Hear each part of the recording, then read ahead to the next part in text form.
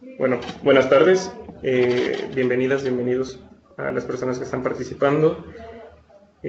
Por parte del premio, les comento que seguimos en el proceso de evaluación y este webinar es el inicio de la creación de comunidades virtuales. Después de esto vamos a crear un grupo de Facebook y por eso es necesario registrarse en el link que les enviaremos en el chat.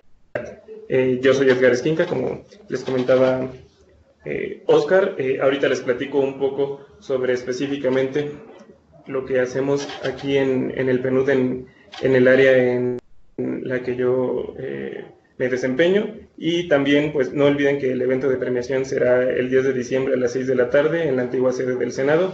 Para confirmar su asistencia deben registrarse en el link que también les va a aparecer a continuación y que me parece también les llegó vía correo electrónico.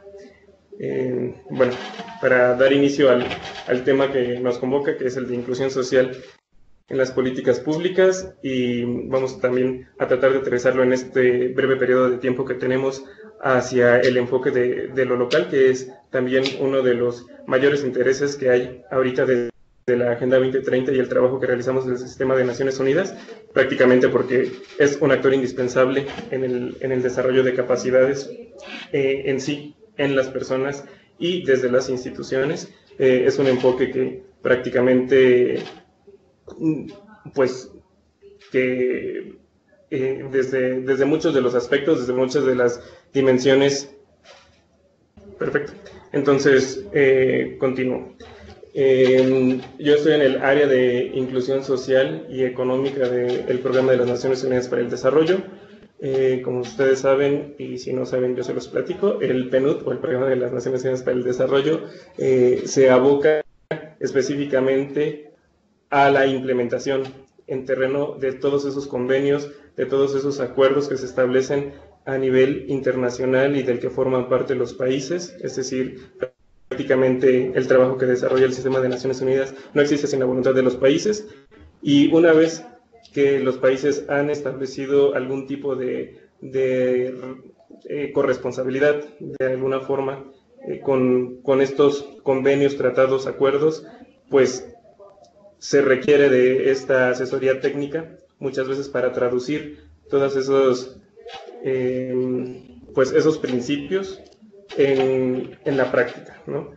Ahí es en donde cobra importancia el quehacer de las políticas públicas, cómo se integran estos enfoques, cómo se integran estas acciones que tendrían que favorecer en sí los desarrollos de proyectos de vida de las personas.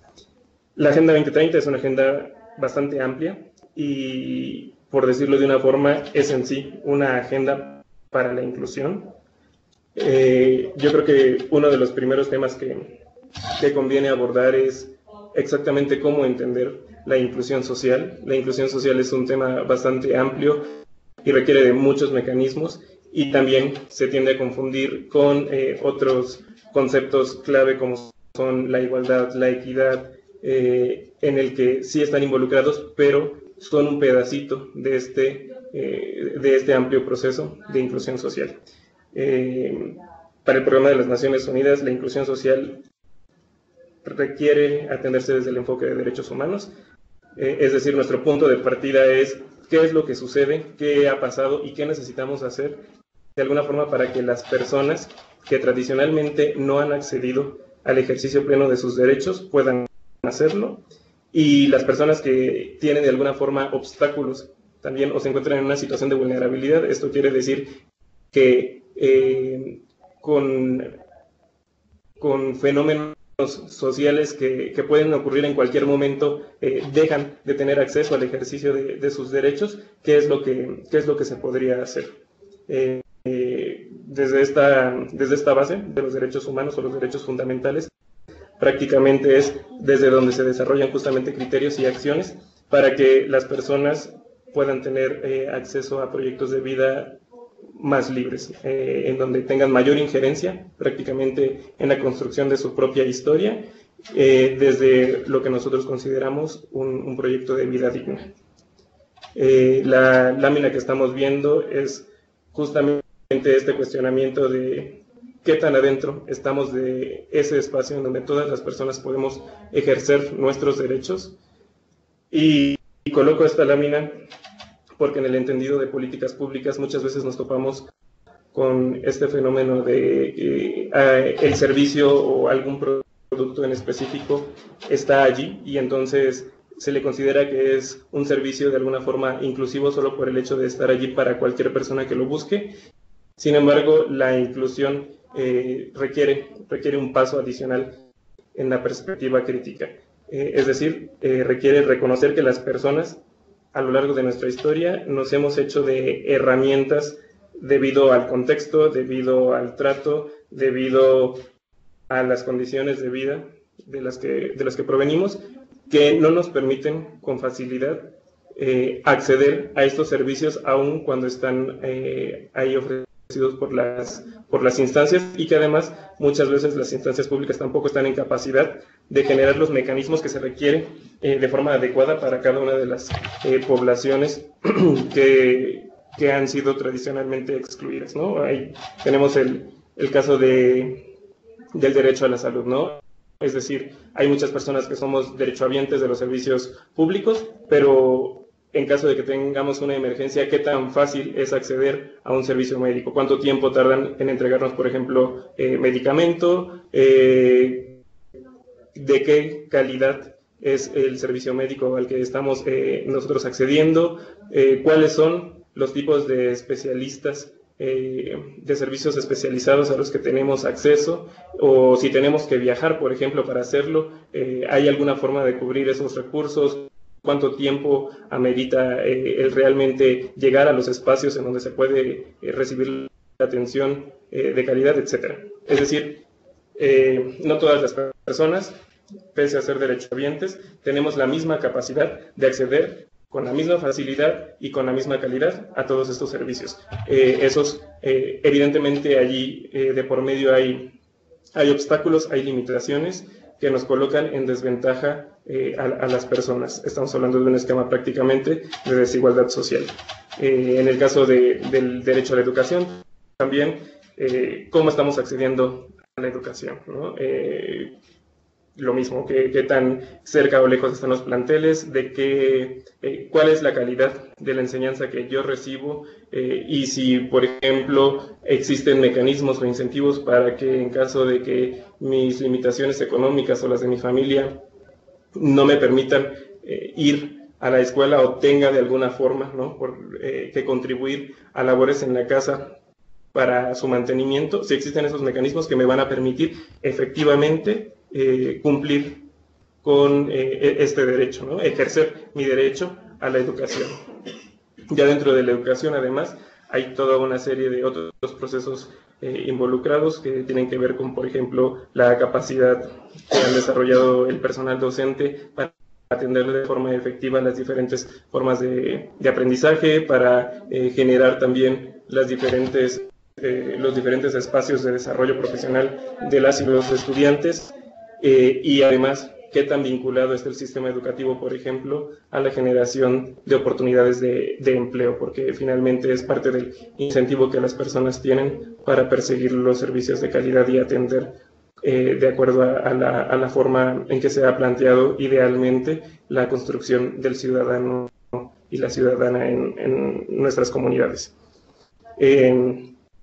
Los derechos laborales, también qué tan sujeta o sujeto estoy a solicitar, por ejemplo, que se respeten mis derechos, a reclamar, a saber que en efecto se están cumpliendo las condiciones o las facilitaciones que se me ha en algún momento dado, otorgado al ser parte de un centro laboral.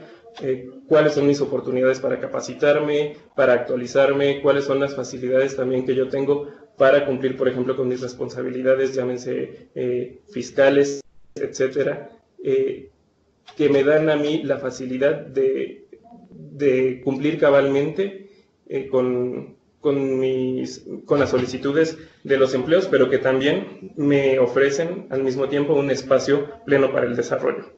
Y de allí pues hablamos también del acceso a un trato igualitario, ¿no? Es decir, ante las ventanillas, sobre todo de las instancias públicas, qué tan fácil es que yo acceda a estos servicios, cuánto tiempo me hacen esperar, si esto tiene una implicación, por ejemplo, en términos del incumplimiento con mi asistencia al trabajo, cuáles son las implicaciones, cómo el Estado me puede garantizar que el tiempo que yo paso, por ejemplo, en las instancias públicas para la solicitud de un servicio no afecte de alguna forma el trabajo que yo tengo, las labores que yo tengo en casa, que yo tengo en el trabajo, ¿no? Como son esta serie de punteos que se tienen que pensar desde la inclusión y sobre todo se tienen que pensar desde el hecho de que nuestra sociedad tiene características que nos colocan en desventajas específicamente a algunos grupos poblacionales. Ahorita vamos a ver un poco más sobre a qué grupos poblacionales nos estamos refiriendo. Realmente provenimos de una sociedad que está fundada en las bases de una sociedad, de un grupo, de un núcleo que de alguna forma lo que busca es el aprovechamiento y la explotación de los cuerpos para la productividad, para obtener de alguna forma pues privilegios, ¿no?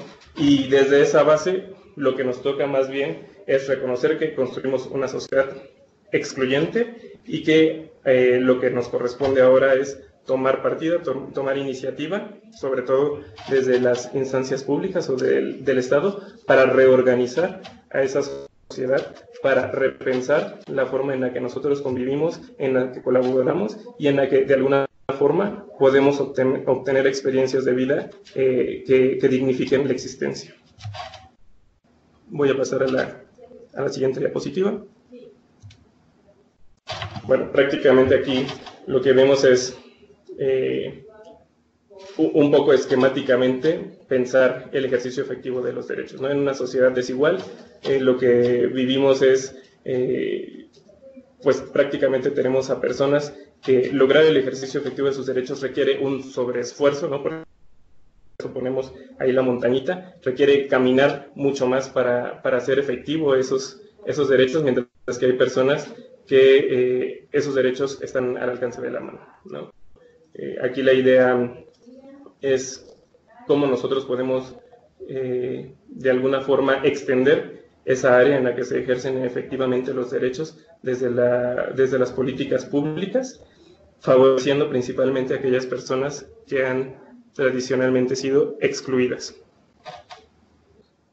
Este esquema, que es muy emblemático, de alguna forma representa que nuestra sociedad no está basada, no se ha construido desde el ejercicio desde la efectividad para ejercer los derechos, sino más bien desde un punto de vista de privilegios, ¿no? Es decir, en una sociedad en donde hay brechas de desigualdad muy, muy grandes, muy elevadas, prácticamente se consideran aquellas personas que tienen acceso a sus derechos más bien como personas privilegiadas. Desde allí es importante reconocer la dimensión histórica de la que nosotros provenimos, ¿no? De esta dimensión de exclusión y de discriminación que les platicaba, y también pensar que la exclusión social no solo deviene de normativas, porque si pensamos cabalmente, en los últimos 50 años ha habido un gran desarrollo, una gran revolución en la forma en la que se han establecido algunas normas que tradicionalmente eran excluyentes, ¿no? Si pensamos, por ejemplo, desde el acceso a las mujeres, a los sistemas de educación, a los sistemas laborales que estaban dentro de las normas, dentro del marco jurídico de la sociedad y que se han ido transformando. Sin embargo, pese a que muchas de las normas del marco jurídico se han transformado, siguen habiendo obstáculos que existen sobre todo en la forma en la que nosotros aprendimos a existir, a coexistir con las otras personas, que yo creo que son de los principales puntos que generan esta falta de acceso a los derechos humanos. Hablamos de la forma del trato, de las exclusiones duras, ¿no? Es decir, más allá de si hay o no desarrollo económico, más allá de si hay o no oportunidades laborales, hay personas que por sus características, por sus condiciones, apariencia, etcétera, van a seguir siendo excluidas de oportunidades. En esta slide tenemos algunas de esas típicas características o exclusiones duras. Y tenemos la condición de salud, por ejemplo, personas con VIH, por edad, ¿no? Niños y niñas. Vivimos en una sociedad bastante regida por la norma que impone los adultos, ¿no? Adultocentrismo, en el que de alguna forma se desempodera constantemente a la infancia a partir de una serie de creencias, a partir de una serie de estereotipos relacionados con el no participar, con el adquirir o adoptar roles relacionados con los géneros, ¿no? De qué se le permite a una niña hacer, con qué se le permite jugar, cómo se supone que debe de comportarse, cómo se supone que debe de vestirse, y lo mismo los niños, que son pequeños detalles que existen en la convivencia y que de alguna forma contribuyen a que se vaya constituyendo una identidad que no tiene las suficientes, por ejemplo, habilidades para defenderse en un momento dado, porque no se siente con el suficiente poder, con la suficiente confianza para, por ejemplo, colocar límites, para que imponga su opinión, para que sea escuchada. Y por el otro lado, ¿no? Desde, por ejemplo, la construcción de lo masculino, pues también existen factores o incentivos culturales para que sientan que los hombres deben de controlar, que tienen injerencia o tienen participación sobre lo que debe de decidir las otras personas. No hablamos solo de las mujeres, pero principalmente de las mujeres, etc. También en términos de la edad, pues todas las personas adultas mayores que son tratadas muchas veces de forma infantilizada, en la que no se respeta su opinión, en la que son dejadas a un lado, en las que los servicios también de protección social son precarios, etc. La apariencia física, ¿no? Con elementos que están instalados prácticamente en diferentes dimensiones culturales, desde la televisión, los anuncios publicitarios, el tipo de mensajes a los que estamos expuestos constantemente de forma social, y que dejan en desventaja a muchas personas, que generan estigmas, que generan también tabús de algunos temas, y al mismo tiempo generan un esquema en el que prácticamente estas personas, para poder participar de forma plena en la vida pública, requerirían hacer un sobreesfuerzo o necesitarían también de otros mecanismos, considerando la dimensión cultural de la que estamos platicando, ¿no? El embarazo, no digamos, por ejemplo, todos los espacios o centros de trabajo que siguen solicitando pruebas de embarazo, o que también ante una situación de embarazo dan por terminado un contrato laboral, etcétera. Y además lo que sucede también a nivel doméstico, ¿no? Es decir, cómo vivimos en una sociedad en donde muchas veces la misma familia incentiva que las personas dejen de participar en la vida laboral una vez que se convierten en madres, pero pues es todo realmente como parte del fenómeno, ¿no? Es como, no solo es una creencia social, sino es una creencia social que se ha sostenido a lo largo del tiempo por aquellas facilidades o no que se han otorgado a las personas para poder participar en diferentes aspectos de la vida pública. Las preferencias sexuales, hablamos principalmente de orientaciones sexuales como la homosexualidad, las identidades sexuales como la transexualidad, y de identidades sexuales que además siguen sin aparecer en el ámbito de la discusión pública, por ejemplo, la intersexualidad, ¿no? De la discapacidad, que ha sido un fenómeno también de muchas limitaciones a lo largo de nuestra historia, en donde se ha normalizado una forma, un arquetipo de ser persona productiva, de ser una persona capaz, y en donde se ha colocado en un espacio que se ha prácticamente identificado o etiquetado como algo, como un tema tabú, por ejemplo, o como un tema anormal de todas las personas que tienen algún tipo de discapacidad.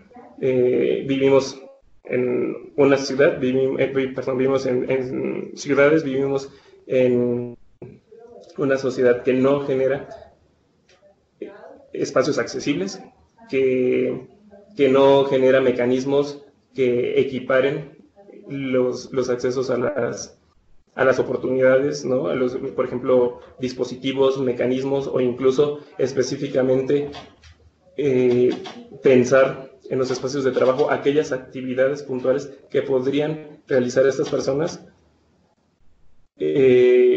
conforme a un análisis centrado en sí en la persona, no en la idea meramente de discapacidad.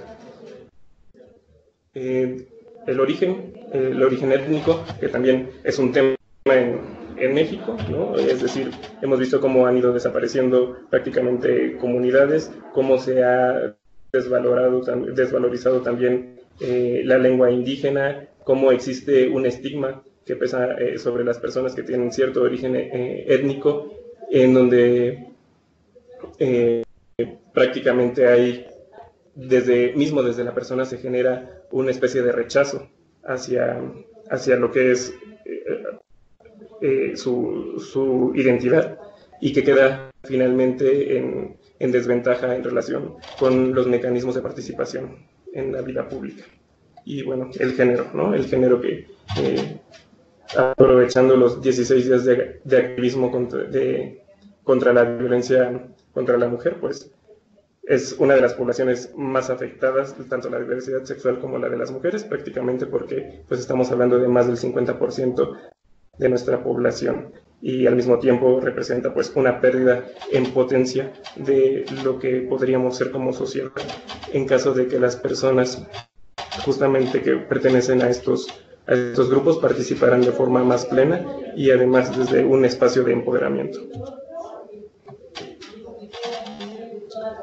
¿A dónde vamos con este tema? Justamente que la política pública tendría que centrarse en cuáles son aquellos mecanismos que pueden contribuir a que estas poblaciones tradicionalmente excluidas puedan caminar hacia este espacio en el que todas las personas podríamos ejercer nuestros derechos por igual, en el que se brindan las facilidades, en el que no colocar un servicio disponible para la ciudadanía se convierta en un peso o en un costo para estas poblaciones y de alguna forma vayan quedando en desventaja, ¿no? Es decir, pensar, por ejemplo, en todas las oportunidades que implica actualmente tener, por ejemplo, telefonía celular, ¿no? Sin embargo, estas facilidades que otorga la telefonía celular o los dispositivos o el internet sigue al alcance principalmente de personas que tradicionalmente han tenido ciertos privilegios. Es decir, cómo nosotros podemos pensar los desarrollos tecnológicos, los desarrollos sociales, los desarrollos culturales para favorecer principalmente a estas sociedades, es pensar desde la inclusión. Bueno, este es un estado ideal en el que quedamos dentro del espacio en el que ejercemos de forma efectiva nuestros derechos, en los que la inclusión se piensa más bien como un tema en el que yo tengo oportunidades diversas para optar por diferentes caminos, por diferentes trayectorias, más allá de el único camino que diviso normalmente en un espacio de limitaciones, ¿no? Y cómo yo me convierto en dueña de mi propio desarrollo. Y estamos hablando de una forma muy amplia, ¿no? Es decir, si lo llevamos a un ejemplo concreto, por ejemplo, el acoso escolar, como todos los obstáculos que representan que se presentan para las niñas y los niños que son víctimas del acoso escolar en términos, por ejemplo, de pensar su identidad, de participar sin pena, de participar sin miedo en la vida escolar, en la vida pública, de hablar, de denunciar, de establecer también sus propios límites ante sus compañeras y compañeros, de ser escuchados y escuchadas, ¿no? Es decir, estamos hablando desde espacios en los que se empieza a construir justamente este sentimiento de apropiación del espacio y de la misma corporalidad en las personas. ya platicamos un poco sobre la Agenda 2030 y por qué es una agenda para la inclusión. Yo creo que después de hacer la reflexión sobre qué es la inclusión y a qué nos estamos adentrando con este tema, lo que vale la pena es ver justamente cuáles son esas brechas de desarrollo entre las personas que tradicionalmente han sido excluidas de las oportunidades de desarrollo en comparación con el resto de la población, ¿no? Aquí les pongo algunos ejemplos. Por ejemplo, la tasa de niños en edad escolar que no asisten a la escuela se encuentra estancada en el 9% desde 2008, más del 70% de las víctimas de trata de personas fueron mujeres y niñas en 2014, ¿no? Es decir, es una clara desventaja entre mujeres y hombres. Aproximadamente 1 de cada 10 niños realizaron trabajo infantil en todo el mundo en 2012, 1 de cada 5 mujeres entre 15 y 49 años de edad fueron sometidas a violencia física o sexual infligida por un compañero íntimo. Finalmente, hablamos de fenómenos que se extienden a nivel global, por eso los recoge justamente la Agenda 2030, pero que requieren un vistazo hacia dentro de los territorios, en este caso hacia dentro de los municipios, de cuál es el estado en el que se encuentran estas poblaciones, qué están haciendo los gobiernos al respecto y qué se podría hacer de alguna forma para fortalecer para eliminar esas dinámicas sociales que de alguna forma han despojado de la oportunidad del ejercicio efectivo de los derechos, y por otro lado, cómo podemos contribuir a la reivindicación de los derechos, a que estas personas se sientan en capacidad de reclamar sus derechos, de apropiarse de sus derechos y además de ejercerlos, bajo un esquema tanto de garantía como de protección, para evitar la violación sistemática de los derechos y procesos además como de revictimización.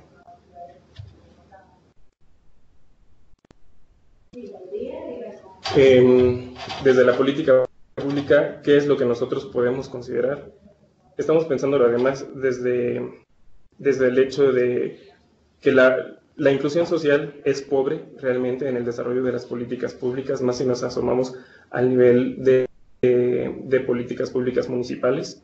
Generalmente esta es una política poco articulada, o que muchas veces se piensa como simplemente un plus dentro de la política pública, el dirigir acciones a la eliminación de las brechas, cuando realmente es la eliminación de las brechas de desigualdad lo que va a permitir un avance paulatino, constante y además de forma armoniosa dentro del espacio municipal. A mí me gusta pensar prácticamente la inclusión social desde la municipalidad como aquel proceso a través del cual los gobiernos locales ayudan a que las personas se sientan dueñas de su municipio, a que se sientan que tienen la capacidad y además tienen el derecho a pensar, a opinar y a decidir sobre su propio espacio, y que eso además permitiría evidentemente un esquema de desarrollo y progreso que seguramente pocos municipios han visto en México, ¿no? Esta es son líneas de acciones que he punteado, ¿no? Por ejemplo, apoyarse en la Agenda 2030 como hoja de ruta. Muchas veces podemos pensar que la Agenda 2030 es algo demasiado complejo, inalcanzable, etcétera, pero realmente la Agenda 2030, la finalidad que tiene es mostrar ya un mapa delineado a los gobiernos para que puedan tomar decisiones de forma más rápida respecto a qué acciones, a qué programas, qué proyectos podrían desarrollar y desde qué aristas, ¿no? Después de revisar la Agenda 2030, lo que les decía hace rato, vale la pena asomarnos a qué es lo que sucede respecto a estas problemáticas en nuestro municipio o en los municipios aledaños. Evidentemente, entre más regionalizado sea el trabajo que se hace, es decir, por ejemplo, entre diferentes municipios que de alguna forma experimentan un continuo, tanto en términos geográficos como en términos de problemáticas sociales, este trabajo se puede enriquecer. Entonces, identificar esas brechas de desarrollo, especialmente en el acceso a los derechos fundamentales, no únicamente, pero nuestra prioridad debe de ser esa, por lo menos equiparar las oportunidades en el acceso a los derechos fundamentales de las personas, y cuáles son las dinámicas que de alguna forma participan a nivel local en que estas brechas de desarrollo existan. Cuando hablo de las dinámicas sociales, no hablo simplemente de cuáles son las carencias específicas de estas poblaciones, sino cómo de alguna forma las dinámicas sociales, es decir, por ejemplo, los servicios que se ofrecen, el tipo de convivencia que se establece, la organización de la familia, la organización de la comunidad, permite o no que se sigan fomentando los procesos de exclusión, es decir, a nivel de discriminación, a nivel de cómo permitimos que algunos, por ejemplo, estereotipos basados en la tradición persistan, y además cómo nosotros de alguna forma no hacemos partícipes a las personas de hacerlas conscientes de estos fenómenos. En tercer lugar, generar una perspectiva crítica en las personas que gestionan e implementan la política pública. Yo creo que este es uno de los puntos medulares, el que las personas puedan generar finalmente una visión propia en la que puedan decir o puedan identificar en dónde ocurren estos fenómenos de exclusión e inclusión y cómo puedan tomar partido o puedan tomar iniciativa para establecer líneas de acción desde el municipio, más allá de simplemente apegarnos, por ejemplo, a protocolos, ¿no? Es decir, la generación de criterios en las personas que gestionan la política pública permite que además exista un espacio creativo desde la gestión, que se generen ideas que pueden ser innovadoras, que se generen proyectos que pueden ser, sí, experimentales, porque finalmente en el tema de la inclusión social hay mucho todavía para experimentar, y que además dan espacio a que se generen nuevas prácticas o buenas prácticas en temas de la inclusión social. Emprender acciones que contribuyan a la garantía, protección y reivindicación de los derechos. Aquí estamos hablando no simplemente del reconocimiento de esas desigualdades, sino de establecer mecanismos específicos para poblaciones de forma diferenciada, ¿no? Durante ciertas administraciones muchas veces se ha metido, por llamarlo así, en un mismo saco, en una misma bolsa, a poblaciones tradicionalmente excluidas, en las que se otorga un mismo tratamiento desde la política pública, cuando realmente cada una de estas poblaciones pues requiere un acercamiento, un abordaje de forma diferente, porque están expuestas a diferentes fenómenos sociales, ¿no? Por mencionar algo, la población transexual tiene características muy diferentes a los fenómenos de exclusión que tiene la población homosexual, ¿no? Y sin embargo, muchas veces los servicios de equiparación para el acceso a los derechos van todos dentro de la comunidad LGBTI. Entonces hace falta colocar la lupa sobre estas poblaciones, diagnosticar cuáles son el tipo de problemáticas que están presentando y cómo se pueden abordar desde diferentes aristas para que sea más efectivo tanto el gasto como también el impacto de las políticas públicas. Eliminar los principios de exclusión en todos los programas e iniciativas de la gestión pública para lograr un esfuerzo integral y coherente. Ahorita hago la corrección en la diapositiva. Y esto es prácticamente todas las políticas públicas deberían de llevar una perspectiva para la inclusión, ¿no? Hay políticas públicas que, aunque generan una aportación en el desarrollo, por ejemplo, económico de la región, muchas veces resultan regresivas en términos del acceso a derechos a las poblaciones en situación de vulnerabilidad. Pongo, por ejemplo, la generación de empleos, ¿no? La generación de empleos, cuando estos empleos que se generan son de poca calidad, por ejemplo, cuando no ofrecen todos los derechos fundamentales laborales, cuando también tienen como ciertos sesgos de género, es decir, pensar que porque la mayor parte de las personas que trabajan en una maquila son mujeres, entonces es un trabajo para mujeres, y estoy hablando claramente desde un sesgo de género. Entonces vamos a implementar o vamos a invitar a que más maquiladoras se instalen en este espacio, porque lo que queremos es generar trabajo para mujeres, ¿no? Es decir, desde la ignorancia, desde la ausencia de perspectiva de género, esta puede ser una política pública que finalmente termina siendo una política regresiva. ¿Por qué? Porque fomenta, porque fortalece una cultura dominante de género que termina siendo nociva, que termina siendo violenta, basada en estereotipos, en lugar de generar un espacio o un ámbito de mayor libertad en la mujer y ayudar a cambiar los roles o las distribuciones de género, tanto en el hogar como en la sociedad en general.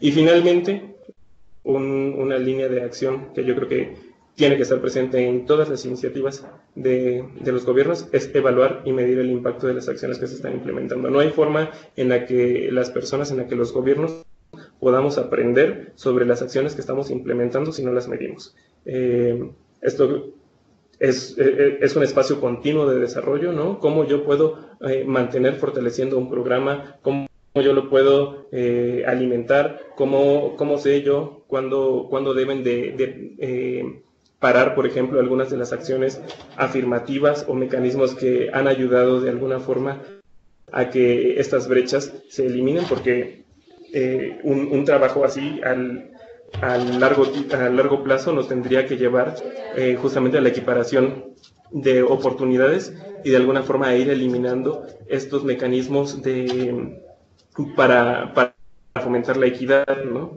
Entonces, yo creo que evaluar y medir el impacto tiene que sí o sí estar presente en estas iniciativas. Y bueno, aquí les traigo ejemplos. Seguramente ustedes han ojeado alguna vez la Agenda 2030, pero la Agenda 2030 ya trae varias metas que están encaminadas a atender específicamente a estas poblaciones de las que hemos estado platicando y que de alguna forma constituyen un gran soporte, una gran ayuda en la identificación de necesidades. Hablamos, por ejemplo, aquí son meramente ejemplos del ODS 1, ¿no? De fin de la pobreza. El 1.1 dice erradicar la pobreza extrema para todas las personas del mundo, ¿no? Estamos hablando de personas que viven debajo del 1.25 dólar al día, ¿no?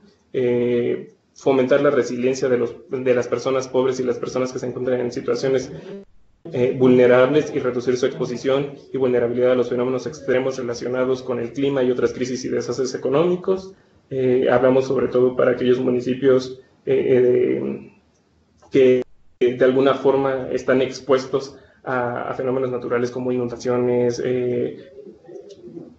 temblores, huracanes, etcétera, en donde además se encuentran poblaciones que son constantemente colocadas en una situación de riesgo, independientemente del progreso que se ha ganado en términos del acceso a sus derechos o del bienestar, ¿no? Del ODS 2, por ejemplo, poner fin y hambre y asegurar el acceso de todas las personas, en particular a las personas pobres y las personas en situación también vulnerables, incluidos los lactantes, ¿no? ¿Qué es lo que está sucediendo, por ejemplo, con la primera infancia a nivel municipal? ¿Qué tipo de mecanismo está instalado allí para que de alguna forma en un momento dado no tengan ya obstáculos en términos de la calidad de productos alimenticios o la calidad en sí de los nutrientes a los que están teniendo acceso, ¿no? El ODS 3, igual enfocado a los niños menores de 5 años, por ejemplo, como el de disminuir la mortalidad neonatal, y la de los niños menores de 5 años, lo que platicábamos. también cómo poner fin a las epidemias del SIDA, la tuberculosis, la malaria, y además, sobre todo, cómo nosotros podríamos asumir una perspectiva integral para estas poblaciones, es decir, no solo enfocarnos o no solo pensar en sí en la epidemia como tal, sino qué tipo de fenómenos sociales son los que permiten que estas epidemias de alguna forma sigan progresando o sigan desarrollándose. Tiene que ver con el tipo de oportunidades que se les da a las personas, por ejemplo, infectadas con VIH o SIDA, cómo nosotros permitimos o facilitamos de alguna forma también la defensa de sus derechos, el acceso a los servicios públicos de salud, cómo nosotros fomentamos o fortalecemos los conocimientos y los aprendizajes en las escuelas, y además desde qué perspectiva, es decir, una perspectiva en la que se entiende que finalmente las personas requerimos de la aceptación o de la red de apoyo de las comunidades, independientemente de cuál es nuestra situación de salud, cómo nosotros fortalecemos ese espacio de convivencia entre las personas que son de alguna forma víctima de estos fenómenos, para así hacerlas más resilientes y también se fortalezca la manera en la que se participa, se aprende sobre el tema.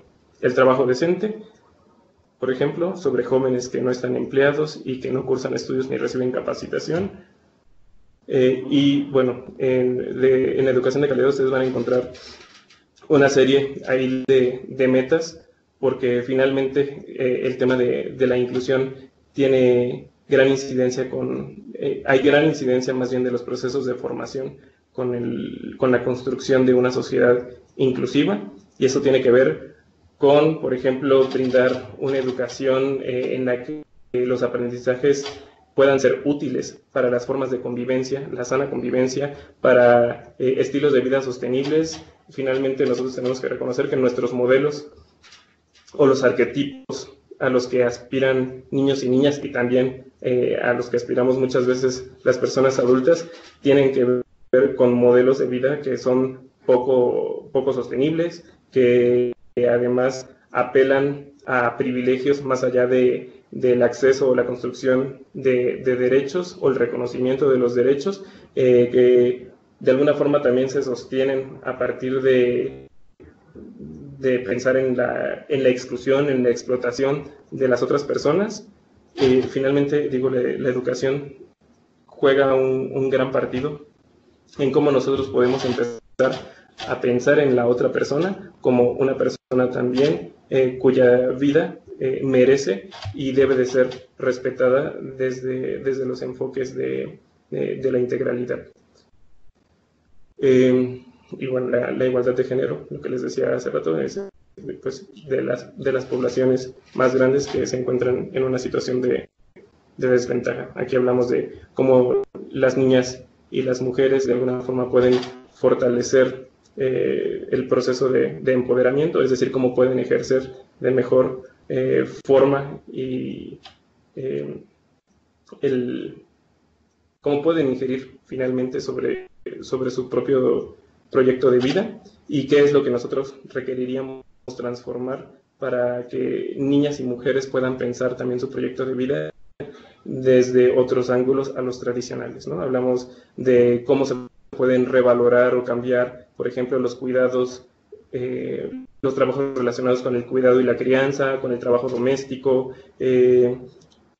cómo pueden ingresar también este tipo de servicios y trabajos a un esquema de protección social, cómo pueden recibir una remuneración justa, cómo se les puede desetiquetar para que no se piense que pertenecen simplemente a las mujeres, cómo se puede cambiar la educación que reciben niñas y niños para que repiensen sus roles dentro de la casa y también se empiecen a mover hacia un lugar más de mayor paridad, esas actividades que tienen lugar dentro de la casa y que muchas veces refuerzan los estereotipos y los prejuicios.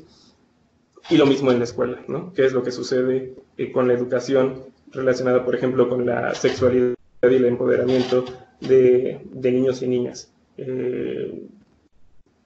finalmente aquellos temas que han sido tradicionalmente tabús, como la sexualidad, que de alguna forma colocan a las personas en una situación de riesgo, eventualmente cuando se ven ante un fenómeno relacionado, por ejemplo, con la violencia sexual, con la violencia de género, y esto tiene finalmente una dimensión en el sistema educativo, ¿no? Es decir, qué nos enseñan o qué no nos enseñan, de qué se habla o de qué no se habla dentro de las escuelas respecto a cómo se debe de convivir, a cómo se debe de vivir la sexualidad desde un ámbito de respeto a los cuerpos. Y finalmente también, porque lo voy a mencionar rápidamente como uno de los ejemplos de los proyectos que tenemos actualmente en el PNUD, cómo podemos también fomentar a que áreas tradicionalmente masculinizadas como la ciencia, la tecnología, la ingeniería y las matemáticas sean espacios en los que se pueda participar de forma más democrática, que cambien sus esquemas que han sido finalmente dominados por figuras o esquemas autoritarios, a un esquema en el que invite a participar más a mujeres y a personas de la diversidad sexual, ¿no?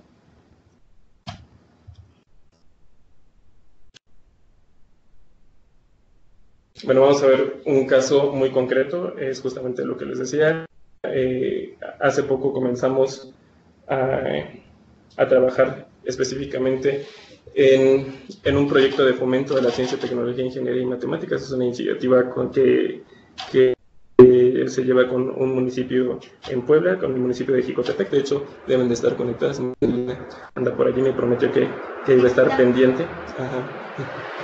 Y vamos a hacer como un repaso un poco de estos criterios que podríamos tomar en cuenta. Por ejemplo, desde la Agenda 2030, cuando nos asomamos a la igualdad de género, podemos identificar que entre las metas está justamente fomentar la participación de más niñas y de más mujeres en estas áreas tradicionalmente masculinizadas.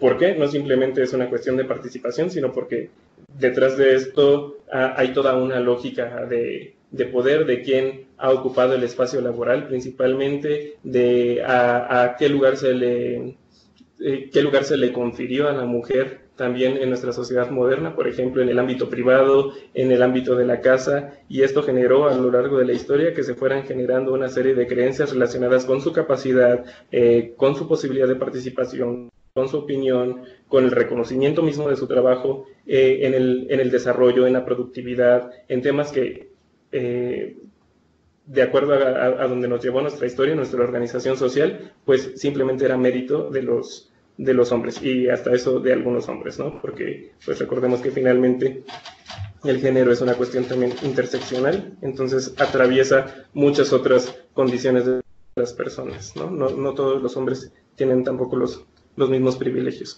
Aquí hablamos, por ejemplo, de algunas desigualdades entre hombres y mujeres, de la brecha salarial, del trabajo no remunerado, de la cantidad de horas que también conlleva a una mujer el trabajo doméstico, a diferencia de los hombres. Es decir, si quiere trabajar en casa y también fuera, esto implica un fenómeno conocido como doble jornada, como triple jornada también.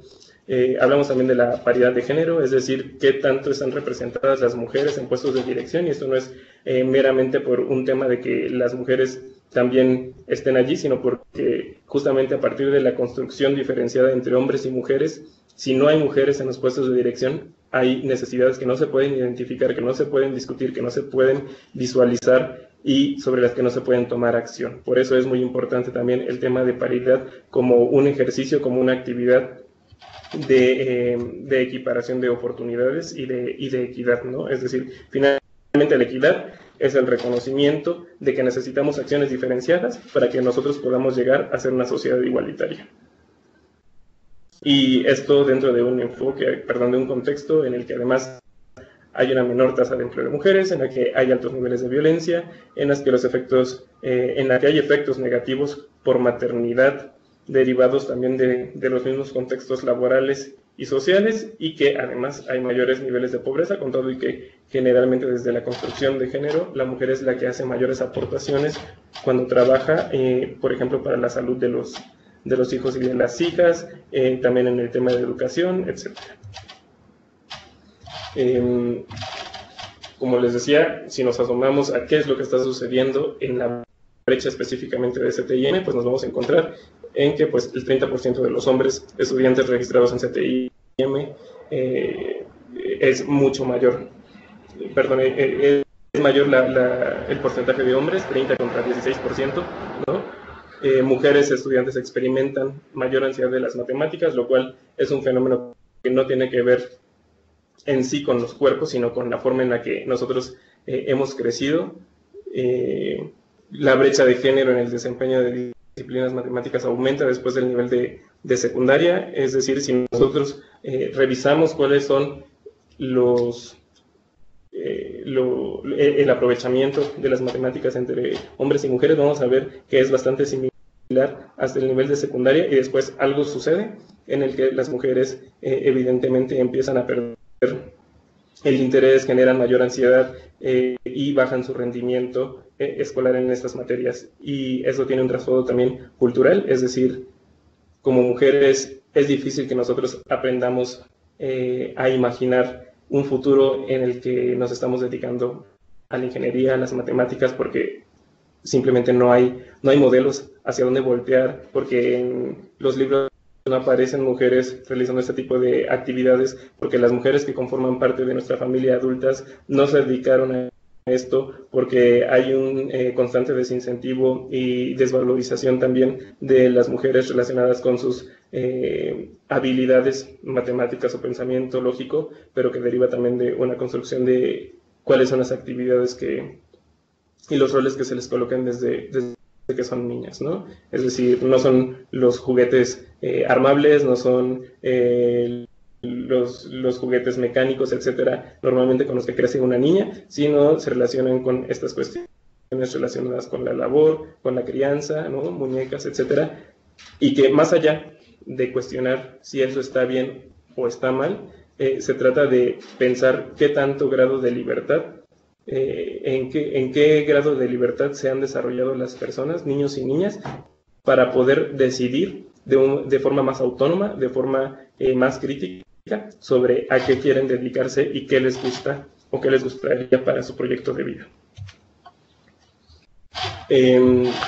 Si nosotros prestamos una mirada crítica, por ejemplo, a este fenómeno, vamos a ver que detrás de esta brecha hay una serie de prioridades que tendrían que ser asumidas desde las políticas públicas para transformar. Es decir, no se trata simplemente de vamos a inducir a que más niñas y mujeres estudien CTIM, sino que tendríamos que hacernos cargo de una serie de dimensiones realmente que van a permitir que la práctica de la igualdad sea adecuada en esta población. Estamos hablando, por ejemplo, de cómo podemos cambiar las áreas y sectores laborales desde los centros de trabajo para que las prácticas tradicionalmente que han sido masculinizadas puedan ser más democráticas.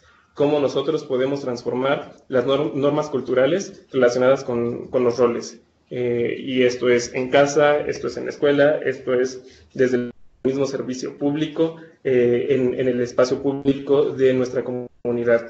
¿Qué es lo que sucede con la violencia laboral? ¿No? Es decir, yo puedo tener todo el ímpetu como mujer de dedicarme a la ciencia, y sin embargo llego a un espacio en el que hay prácticas de acoso, prácticas de hostigamiento, o incluso desde los mismos estudios que desincentivan, que debilitan el deseo de querer formar parte de esa área de conocimiento, ¿no? Finalmente estamos hablando de que las áreas de conocimiento han sido generizadas a lo largo de nuestra historia moderna, y bueno, también la educación, que resulta poco inclusiva, ¿no?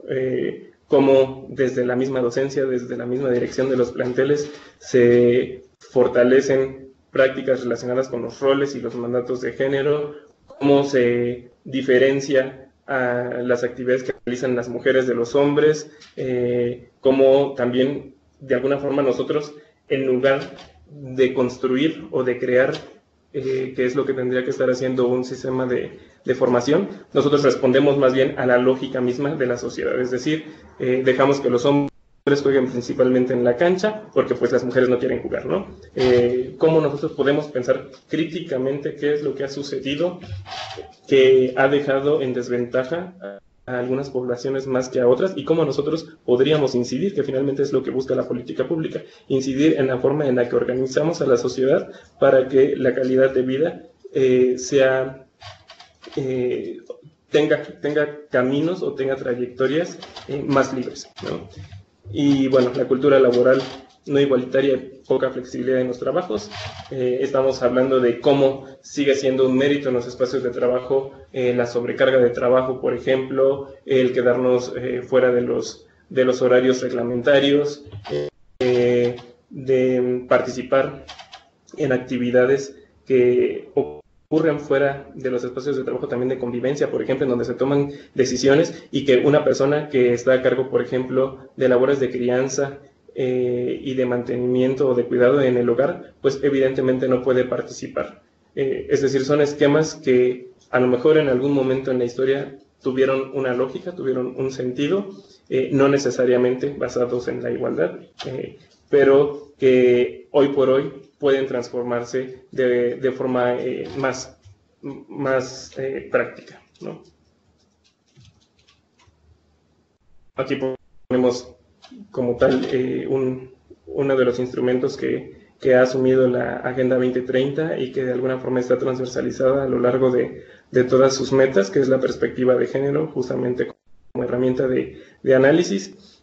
Es decir, detrás de esta brecha en el desarrollo de mujeres y hombres, ¿a qué tendríamos nosotros que asomarnos para poder cambiar esa forma en la que hemos organizado la sociedad, ¿no? Estamos hablando de los roles tradicionales, de los estereotipos, de cuáles son los mandatos, de los prejuicios también y de los sesgos de género. Y todos estos, sin lugar a dudas, tienen lugar muchas veces o interfieren con una política pública inclusiva, ¿no?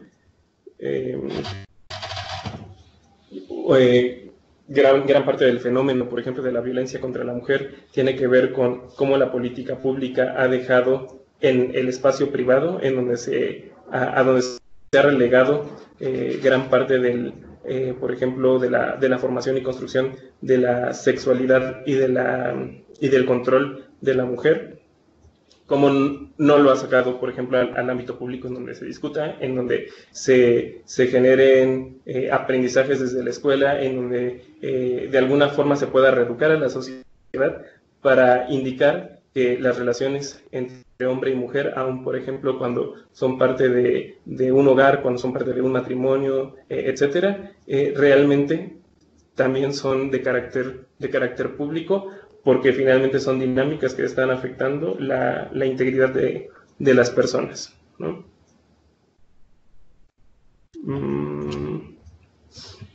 Ya estamos casi por terminar.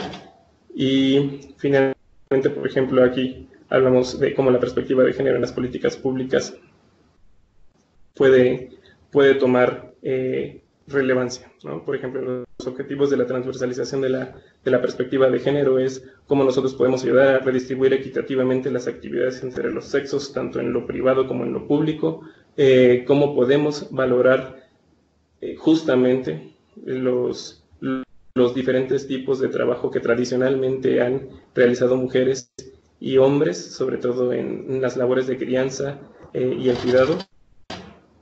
Cómo podemos modificar también las estructuras sociales, los mecanismos, reglas, prácticas y valores que reproducen la desigualdad. Por ejemplo, lo que les decía, a través de la formación de criterios en los hacedores de políticas públicas o también de las autoridades educativas, ¿no? El fortalecimiento del poder de gestión y decisión también de las mujeres. Evidentemente aquí estamos aterrizando a un ejemplo, ¿no? Porque pues como ya estuvimos analizando, la inclusión social realmente es un espectro gigantesco, ataca todas las dimensiones más bien permea o podría permear a todas las dimensiones de la sociedad debido a la base histórica de exclusión sobre la que se ha montado nuestra organización.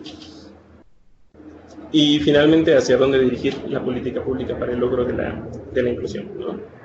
Nosotros podemos dirigir la política pública hacia el reconocimiento de las desigualdades y actuar en consecuencia para posibilitar el ejercicio de los derechos de aquellas personas afectadas, establecer acciones y mecanismos efectivos. Aquí hablamos muchas veces, por ejemplo, de acciones afirmativas, ¿no? Es decir, acciones que deliberadamente van a permitir facilitar el trabajo de acceso a esas personas que históricamente han quedado en desventaja ante otras, ¿no? Y que no es en sí un acto de discriminación, como muchas personas lo han llegado a pensar, sino más bien es una respuesta a esas brechas que se han generado a lo largo de la historia.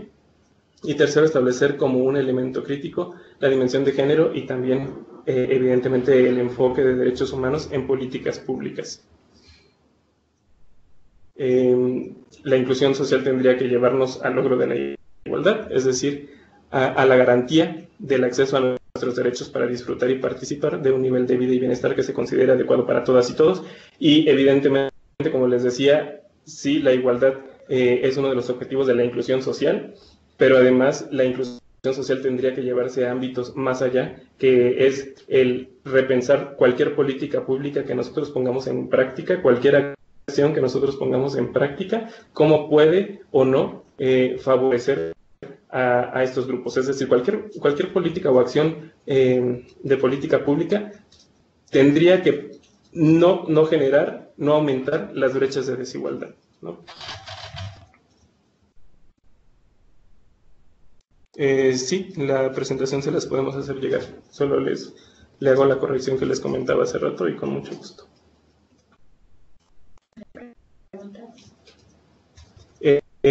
Ahora, si tienen alguna pregunta, comentario, con mucho gusto lo recibimos.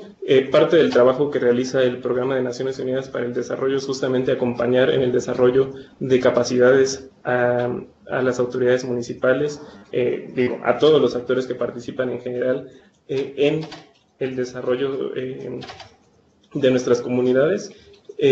Pero la idea es que en donde quiera que tenga una colaboración el Programa de las Naciones Unidas queden instaladas las capacidades de gestión para que esos actores se puedan dar a la tarea de seguir gestionando de forma un poco más autónoma este tipo de iniciativas.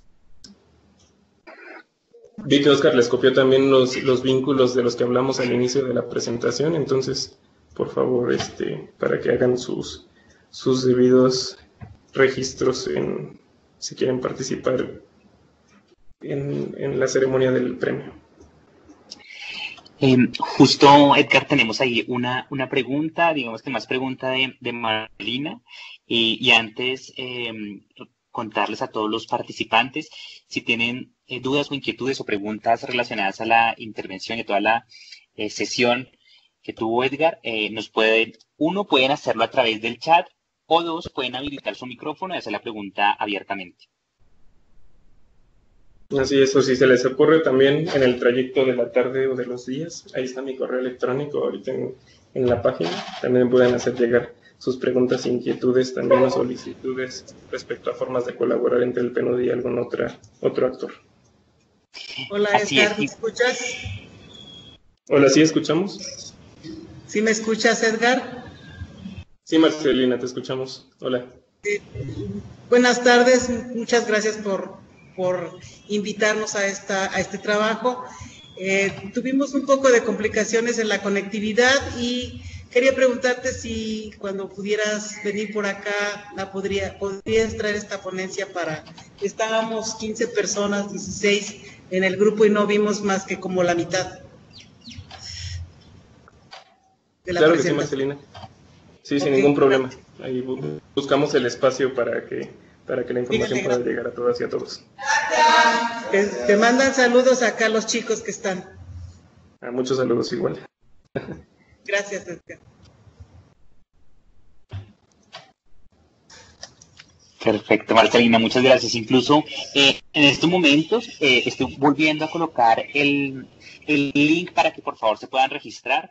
recuerden que la idea de ese registro es poder realizar una comunidad de práctica mediante un grupo de Facebook que vamos a crear con todas las personas que están relacionadas con esta temática y expresar las personas que se postularon justamente y los ganadores del premio. Y la idea es justamente que ahí, en ese link que les acabo de compartir, nos puedan dejar sus datos de contacto. Quisiera preguntarle si alguna persona adicional tiene alguna pregunta o alguna inquietud. Comentarios, críticas, cuestionamientos también. Sí. ¿Algo que quieran preguntar? Bueno, yo quisiera hacer un comentario, pero no sé si lo están leyendo. Sí, te estamos escuchando. ¿Qué tal? Buenas tardes, soy Alfonso Rodríguez. Hola, Alfonso.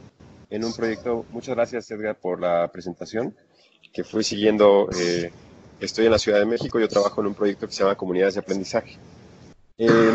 Yo quería compartirles un dato que me parece que puede ser útil tanto para las personas que están conectadas como para ustedes también digamos, en el programa de desarrollo, que quizás puede servir para también difundirlo a las personas que estamos trabajando en buscar impacto social. Yo hace unos años tuve la oportunidad de trabajar en un centro de investigación europeo, español, que trabajó y bajaba recursos de la Comisión Europea. En Europa, en la actualidad, ya no se dan recursos a investigación a menos de que los proyectos de investigación estén en línea con el impacto de los ODS o de los ¿cómo se llaman? Los Objetivos 2020 de Europa. Es decir, si ya no dan dinero si tú no demuestras que tú vas a impactar en eso y de una manera medible. Entonces, fue un proyecto reciente a nivel europeo que desarrolló indicadores para medir el impacto de la investigación científica. Es decir, para que sepamos que aquello en lo que estamos poniendo dinero, cómo está mejorando la sociedad en función de los ODS, ¿no? O en función de otros objetivos. Entonces, claro.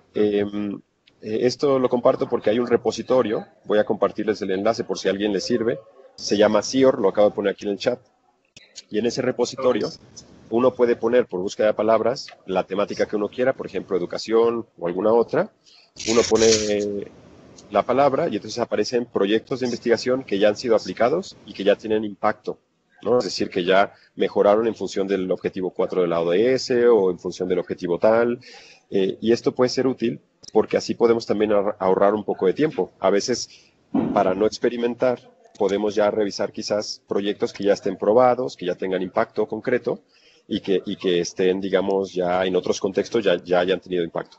En el proyecto que yo dirijo, lo que estamos haciendo es transfiriendo justamente a México un proyecto que ya tuvo impacto, que está en ese repositorio, que se llama Included, que ya tuvo impacto en Europa y en otras partes del mundo, y lo estamos transfiriendo a México.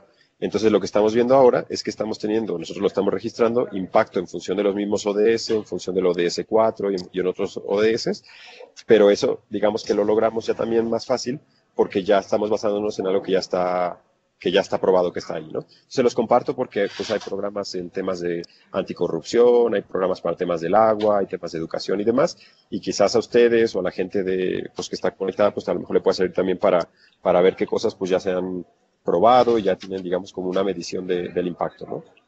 Era un comentario y me parece que está súper bien hacer este foco a todos los que trabajamos en asuntos sociales, así que muchas gracias.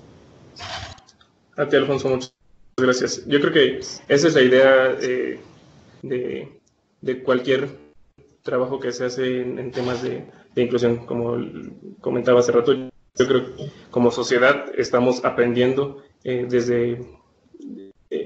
respecto a muchos de los puntos que toca este tema, y vale la pena la experimentación, pero también fortalecerlo con esta guía que nos puede dar el generar, por ejemplo, el monitorear, el evaluar impactos, que finalmente nos dejen de aprendizaje buenas prácticas y que finalmente pues van a tomar diferentes cursos dependiendo en el espacio en el que se implementen, pero que ya tienen de alguna forma han ido generando un marco a partir del cual podemos tener mayor conciencia de los alcances, ¿no? Muchas gracias por la participación. A ti, muchas gracias. Sí, Alfonso colocó ahí también el vínculo, entonces sí, si quieren echarle un ojo al rato. Así es. Igual, Edgar, invitar a los participantes si tienen dudas o inquietudes. Si no tienen dudas o inquietudes, obviamente dejamos el contacto de Edgar. La idea, obviamente, es estarnos comunicando a través de la comunidad de práctica que justamente queremos realizar a través de un grupo en Facebook, ¿no? Y a través de la página de Premio Municipal, ¿no? Estamos desarrollando justamente en estos momentos de premio municipal.undp.org.mx. Estaremos dando y realizando un dashboard donde estará concentrando todo el proceso que estaremos llevando a través de la comunidad de práctica que se llevará en el grupo en Facebook. ¿Listo? Gracias, Oscar. Voy a colocar aquí el archivo de PowerPoint. ¿O hay alguna otra forma de hacérselos llegar, Oscar? Si no, para colocarlo aquí mismo en el chat. Yo creo que incluso lo podemos colocar en el grupo de Facebook que vamos a estar realizando. Ahí lo podemos colocar. Y esta sesión también está siendo grabada, la cual también estaremos publicando en el canal de YouTube de la oficina del PNUD México, que también estará alineada al dashboard que le contaba, que estaría en premio.municipal.undp.mx. Perfecto. Entonces en Facebook podrían encontrar esta presentación sin ningún problema, ¿no? Así es, así es. Igualmente, si la deseas compartir en la sesión, no hay ningún inconveniente para las personas que están acá en esta sesión, pero posteriormente también la iremos a compartir. Vale, déjame entonces de una vez lo pongo. Ok, hay una pregunta, dice, ¿cuándo y dónde será la entrega del premio? ¿Podemos asistir todos quienes hemos postulado? Claro que sí, ahí Oscar copió en el chat el vínculo a través del cual, en el cual se pueden registrar las personas que quieran asistir. No es un cupo limitado, entonces, pues, mientras tengan su registro pueden asistir sin ningún problema. Así, va a ser en las instalaciones del Senado, ¿no? La antigua sede del Senado, aquí en Ciudad de México. 10 de diciembre. El 10 de diciembre. A las 6 de la tarde. 6 de la tarde, sí. Listo, pues. Creo que solo queda despedirnos. Muchas gracias a todas las personas que estuvieron escuchando, a las que participaron también. Y pues cualquier duda, estamos a su disposición, ya sea a través del grupo que van a crear, y también ahí está mi correo electrónico, edgar.esquinca@undp.org. Con mucho gusto recibimos su comunicación. Bonita tarde a todas y a todos. Perfecto. Edgar, muchas gracias, y muchas gracias a todos los participantes de esta sesión, y nos estaremos encontrando en un próximo webinar y en un próximo encuentro. Muchas gracias.